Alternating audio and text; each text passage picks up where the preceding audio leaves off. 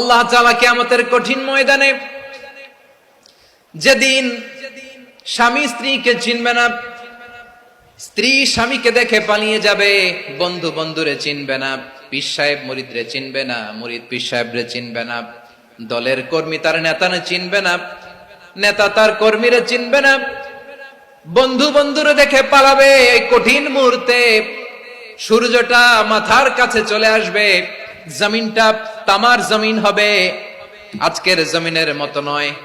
মানুষ ঘর্মাক্ত, ক্লান্ত, শ্রান্ত মাথার মগজগুলো কানের ছিদ্র আর নাকের ছিদ্র দিয়ে বেয়ে বেয়ে পড়বে।